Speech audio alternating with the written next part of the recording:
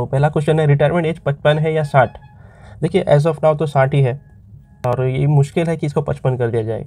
उसका एक रीज़न है, मान लीजिए 2024 से 55 कर दिया जाए रिटायरमेंट एज, तो आपको मालूम है कितने हज़ारों लाखों जन रिटायर हो जाएंगे एक ही दिन में। तो और इस पे बहुत बड़ा रेलवे पे बोझ आ जाएगा। तो ये सडनली 55 नहीं करेंगे ये रेलवे, हो सकता है आपको आगे जाके 58 कर दें, तो थोड़ा सा धीमे धीमे रिटायरमेंट होगा उसमें भी।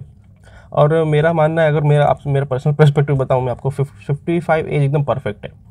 55 के एज के बाद आप काम करने के बहुत मुश्किल होता है, आपको मालूम है।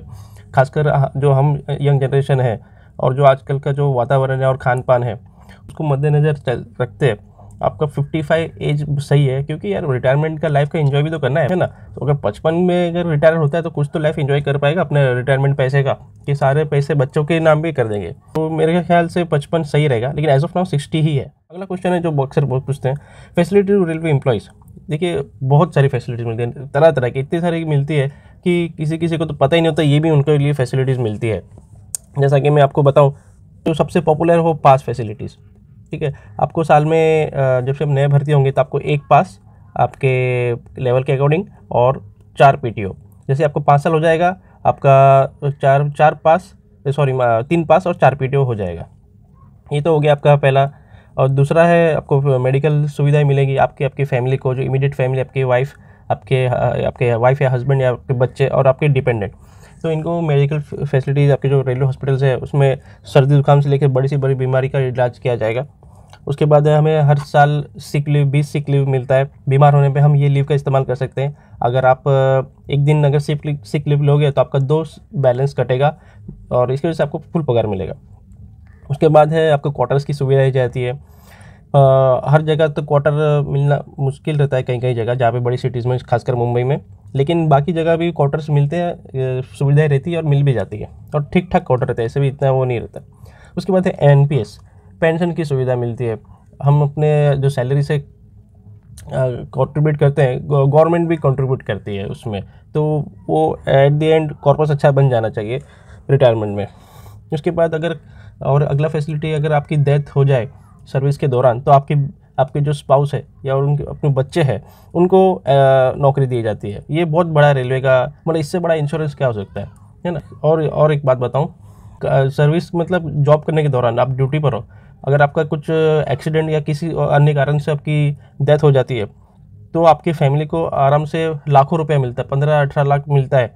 एग्जैक्ट अमाउंट तो नहीं मालूम, लेकिन रिसेंटली हमारे स्टेशन में केस हो गया था। एक ट्रैकमैन भाई था, वो उसके किसी कारण एक्सीडेंट से उसकी मौत हो गई थी, तो उनके इमीडिएटली रेलवे पैसा भी देती है उसके फैमिली को, इमीडिएट सपोर्ट, और यूनियन की तरफ से भी पैसा मिल जाता है। तो ये काफ़ी इसमें रहता है सपोर्ट फैमिली को आफ्टर, अगर ऐसा कुछ दुर्भाग्यपूर्ण हादसा हो जाए तो। उसके बाद एनएच मिलता है आपको, हर त्यौहार में आपको एनएच मिलेगा, national holiday allowance. Actually railway भी समझती है कि कर्मचारी छुट्टी नहीं ले पाता तो उसको अलग से एडिशनल अलाउंस दे दिया जाए। फिर एजुकेशन अलाउंस मिलता है बच्चों को। उसके बाद जो लेडीज़ है उनका मैटरनिटी लीव अलग से मिलता है, जेंट्स को पैटर्निटी लीव मिलता है। एंड फिर हर एक एम्प्लॉय को जो लेवल 5 और लेवल 6 में खासकर उनको CUG मिलता है। रेलवे की तरफ से आपको सिम कार्ड दिया जाता है जिसमें डेली 1-1.5 GB डेटा रहता है और कॉलिंग तो उसमें कॉलिंग फ्री रहता ही है। तो ये सारी सुविधाएं मिलती है। इसके अलावा भी बहुत सारी सुविधाएं मिलती है, कभी किसी नेक्स्ट वीडियो में आपको डिटेल में बताऊंगा। RRB NTPC की में सेम ग्रेड पे के एग्ज़ाम दे सकते हैं क्या? जी बिल्कुल दे सकते हैं। अगर आप ऑलरेडी रेलवे एम्प्लॉय हो, फॉर एग्जांपल आप सीनियर CCTC हो एट प्रेजेंट, और आपको अगर JAA या फिर सीनियर क्लर्क कम टाइपिस्ट में जाना है जब नेक्स्ट वैकेंसी निकलेगी, तो आप फॉर्म अप्लाई करने से पहले अपने ऑफिस से NOC ले लीजिएगा। एक एप्लीकेशन देना होता है कि मैं सो एंड सो एग्ज़ाम के लिए अपेयर कर रहा हूँ, मुझे इसके लिए NOC चाहिए, और इजीली मिल जाता है NOC। उसके बाद आप इसमें अपेयर कर सकते हैं, आपसे भले सेम ग्रेड पे क्यों ना हो। क्वेश्चन है, रेलवे में आने के बाद SM A2 में मेडिकल अनफिट हो गया तो क्या होगा? देखिए ऐसा तो बहुत कम होता है, लेकिन मान लीजिए A2 में आप SM में आ गए आप सक्सेसफुली बिना कोई प्रॉब्लम के पहले मेडिकल में। उसके बाद अगर सर्विस के दौरान आप कभी भी आँखों में या कोई ऐसा कुछ आपके शरीर में प्रॉब्लम होता है, अक्सर जनरली बाईपास या ऐसा कुछ कारण की वजह से इन्हें अनफिट कर दिया जाता है, तो आपको फिर क्या होगा? जी आपका फिर आपको दूसरे डिपार्टमेंट में दे दिया जाएगा नॉन सेफ्टी कैटेगरी में, जैसे कि CBS बना दिया जाएगा आपको, चीफ बुकिंग सुपरवाइज़र, या फिर OS बना दिया जाएगा पर्सनल डिपार्टमेंट में। ऐसा कुछ आपको सच पोस्ट मिल जाएगा जहाँ पे सेफ्टी से लेना देना ना हो। तो ये सच आपको जो दिमाग में रहता है या नौकरी से निकाल देंगे, ऐसा कुछ नहीं होता है। सीनियर CCT से JAA या सीनियर क्लर्क में जा सकते हैं क्या? जी बिल्कुल नहीं। आप डिपार्टमेंट चेंज नहीं कर सकते। एक बार आप सीनियर CCT में आ गए, कमर्शियल डिपार्टमेंट, ये कमर्शियल डिपार्टमेंट है, ये अकाउंट्स डिपार्टमेंट का है पोस्ट, और ये पर्सनल डिपार्टमेंट में आता है जनरली। तो आप सीनियर CCT से ये सब में नहीं जा सकते हो, रिस्पेक्टिव आप अपर में जा रहे हो, लोअर जा रहे हो, सेम लेवल में जा रहे हो। अगला क्वेश्चन है, ट्रांसपोर्टेंस रूरल एरिया का कितना होता है? जी ट्रांसपोर्टेंस रूरल 1800 प्लस DA, जो भी आपका ऑनगोइंग DA चल रहा है 38%, हालांकि जनवरी से 42% हो जाएगा, तो ये उतना परसेंट मिलता है। अगला क्वेश्चन है, छुट्टी आसानी से मिल जाती है क्या, और मैक्सिमम कितने दिन की छुट्टी मिलती है? छुट्टी आसानी से अगर पहले से अप्लाई करोगे, हफ्ता 15 दिन पहले, तो आपको आराम से मिल जाती है।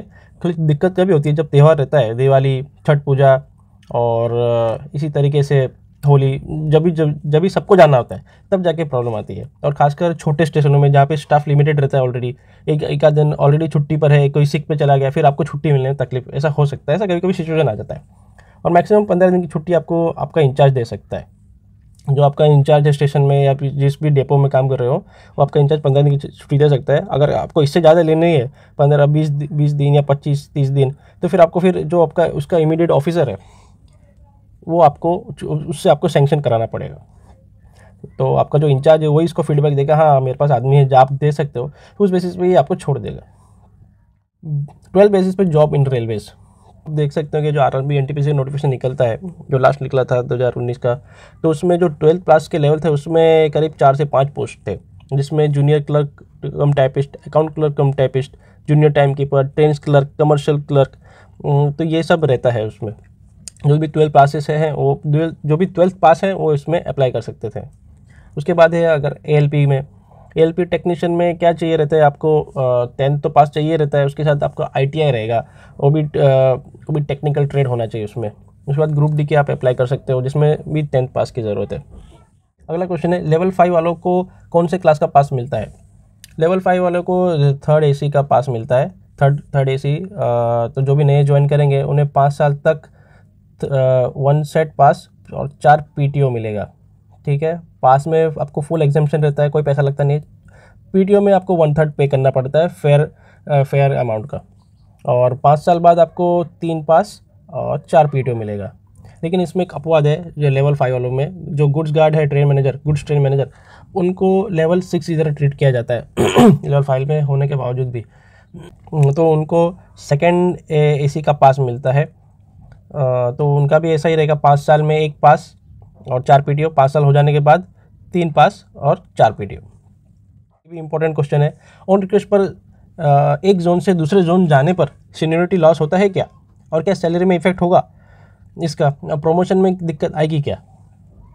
मान लीजिए अभी आप SM में हो और 42 ग्रेड पे है आपका, तो अगर आप ऑन रिक्वेस्ट में जाते हो तो आप बॉटम सीनियरिटी में जाओगे आप, ठीक है, जिस भी जोन में जाओगे आप, फिर आपको जब वहाँ पे पोस्टिंग होगा तो आप सबसे जो बॉटम सीनियरिटी रहेगा ना वहाँ पे, तो ये आपका एक लॉस होगा। सैलरी में इसका कोई फ़र्क नहीं पड़ता है, आपका जो भी बेसिक रहेगा उसका पे प्रोटेक्शन रहता है, सैलरी पे प्रोटेक्शन रहता ही है, तो आपका जो बेसिक रहेगा वही रहेगा, आपका बेसिक में चेंज नहीं आएगा, लेकिन आप बॉटम सीनियरिटी हो जाओगे। तो इससे क्या फ़र्क होगा, फिर आपका जो प्रमोशन है वो फिर से जो मीटर ज़ीरो है, जो सीनियरिटी आपका तो कम हो गया, तो जो आपके जो आपसे ऊपर है पहले उनको प्रमोशन मिलेगा, उसके बाद ही आपको मिलेगा, तो प्रमोशन में आपको दिक्कत आएगी। लेकिन ये वर्थ इट है, अपने घर के पास नौकरी मिल जाना है और प्रमोशन बाद में मिलना, मतलब वो वर्थ इट है। दूसरा ये सिनेरियो हो सकता है, मान लीजिए आप SM में ही हो या किसी भी पोस्ट पे हो, आपको एक प्रमोशन मिल गया है 46, अब क्या हो, अभी आप बॉटम सीनियरिटी 46 में जाओगे या बॉटम सीनियरिटी 42 में जाओगे? आप तब भी बॉटम सीनियरिटी 42 में ही जाओगे। ये ऐसा है, भले आप 46 में काम कर रहे हो या 48 में काम कर रहे हो, जिस भी आपने कैडर में जो आपका जो लोएस्ट लेवल है, आप उसमें जाके आप काम करेंगे।